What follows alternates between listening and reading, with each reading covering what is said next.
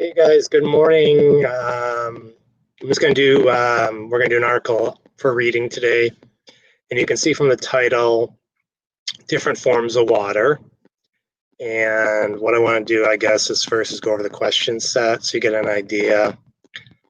So the first one, what are the three forms of water discussed in the passage? What does the passage describe? And then it says water is used for many different things. What's one difference between ice and steam? What is a passage mainly about? And it asks you to read the following sentence. That's going to come out of the passage. It's going to ask you to fill in the blank for the best word. What's one use of ice described in the passage? What's one use of steam? And then it says, explain how water makes life on Earth possible. So we'll go back to the passage, different forms of water. So I'm sure some of you know water's three different forms, and that's probably will be basically talked about a little bit in the passage. Let's go ahead and read this, and we go back and answer the questions. Okay. It says, when you're thirsty, few things feel better than drinking a tall glass of water poured over ice. But as you're drinking it, you realize you're experiencing two different forms of water, and each form can be used for totally different jobs. If you suddenly catch a cold, your parent may give you a cup of steaming hot tea to drink. That steam is a third form of water, has its own properties.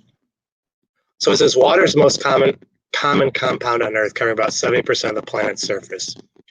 Most of the water is in liquid form, sloshing around oceans and other bodies of water. Because it's so common, because it's easy to use for so many different purposes, liquid water is part of our everyday lives. We use water to nourish everything from ourselves to our pets to our yards. Like all liquids, water travels faster and increases in pressure the more it's pressed through a tighter space. We can see this principle after we brush our teeth, using water flowing from the tap to push the toothpaste down the drain. By increasing the pressure, we use water to clean glasses and dishwashers and cars and a car wash. It says water is great at cooling things down. To cool off our bodies, we go swimming at the pool on a hot summer day. To cool off our cars and factories, we force water through pipes to keep engines from overheating. Water can also be a great way to travel. People have used sails, paddles, and oars to propel boats through water for thousands of years. In modern times, 1 gallon of diesel fuel can pull 1 ton of cargo 59 miles by a truck down a highway, 202 miles by a train down a railroad, and 514 miles in a boat through water. Another traditional use for water is generating power. When water drops quickly in elevation over a waterfall, special gears called turbines can be placed inside steam turbines. Water can be used either directly to spin machines like sewing loom or indirectly to capture momentum as electricity. American has used this property of following water to build giant electricity plants, including ones at Hoover Dam and Niagara Falls. When water freezes into ice, it becomes hard. Unlike other frozen liquids, ice is actually less dense than water in liquid form, which is why ice cubes float. These two properties explain the Arctic Ice Pier, which has been constructed at America's McMurdo Research Station every summer since 1973. Workers pump seawater into a contained area and let it freeze. The pipes become so sturdy it can support semi-trucks, which transport tons of food and equipment from supply ships to the station. Ice also cool things down. The National Seal Sanctuary in Britain uses a machine to produce ice for sea lions because they fight less when they're cool. Zoos around the world buy ice machines to chill areas for polar bears and penguins. Humans like ice so much that large restaurants and hotels spend more than $10,000 on a single ice machine. As temperature rises, ice melts into water, which boils into steam. Perhaps the most common use of steam is electricity. About 90% of all electricity generated in the U.S. comes from steam turbines. Heat to boil water is generated by many fuels, including coal, natural gas, and nuclear fuel. For thousands of years, farmers had used steam to sterilize their fields and kill weeds and bacteria. You can see steam at work in many buildings and homes, where it's forced through pipes and radiators for heat. You can also steam a pork if your parents cook vegetables in a steamer. Because we are constantly surrounded by water, ice, and steam, it's easy not to pay attention to them all. The three are really just the same chemical compound that makes life on Earth possible. Okay, so the question sets. Number one, what are the three forms of water? Liquid, water, steam, and pressure. Steam, electricity, liquid water. Ice, liquid water, and steam. Ice, steam, and pressure. So it's ice, liquid water, and steam. Okay, what does the passage describe? The passage describes three different forms and uses of water. The passage describes different kinds of weeds that grow in fields. The passage describes how to cook vegetables using a steamer.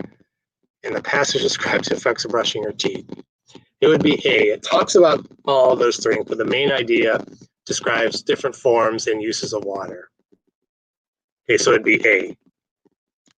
Water is used for many different things. What evidence from this passage supports this statement? Seals are more likely to fight when they are hot when they are cool. As the temperature rises, ice melts into water, and water boils into steam. If you catch a cold, you may give it a cup of hot tea to drink. Water is used for cooling down engines, generating power, and traveling. Okay, so used for different things. So the different things are cooling down engines, generating power, and traveling. It would be D. So it says water is used for many different things. All these are true, but water in D gives you three different things it's used for. Okay.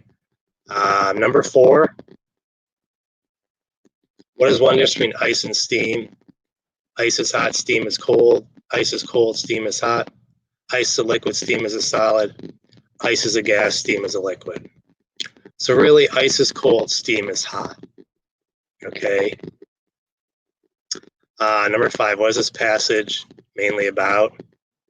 The National Seal Sanctuary, the use of water, ice, and steam, an ice pier at America's McMurdo Research Station, how water can be used to generate electricity. Mainly about it's the uses of water, ice, and steam. Number 6, it says, read from the following sentence. When water freezes in ice, it becomes hard. Unlike most other frozen liquids, ice is actually less dense than water in liquid form, which is why ice cubes float. What does the word form mean? A sudden increase in the number amount of something, a decrease in the body temperature, the change of color, or the way something exists or appears. In this case, it's going to be D, because ice in a form is solid, ice in a form is liquid, ice in a form is gas. So it's basically how water appears. So form would be D. Okay. Choose the best answer that completes the sentence below. Water is 3 forms. Namely, but, so, or previously. So it'd be namely, because you're naming the 3 forms: ice, liquid, and steam. Okay. What is one use of ice described in the passage? I would use the zoo one. It's used for cooling. What they talk about: penguins, polar bears.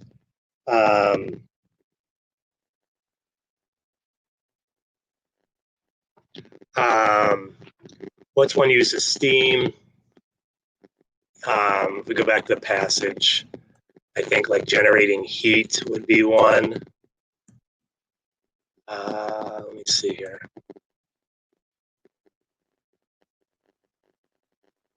So most common use of steam is electricity. And the last one I think is, so we've got ice, steam, and number 9, steam. Okay. Using information in the past, explain how water makes life on Earth possible. Well, we need water for basically everything. So How does water make life on Earth possible?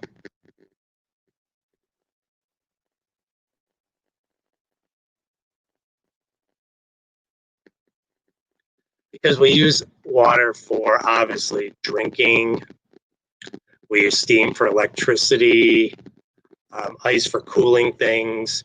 Those are all examples of how water makes life possible on Earth. Is that what it says? Explain how water makes life on Earth possible. We need water for basically about everything we do. Okay, so I will go ahead and post this article. It's actually already posted. So you can just go into reading. And if you want to go over the questions again, you can. If you have any questions, you can email me or Casey. Have a wonderful weekend. I'll talk to you guys soon. Bye.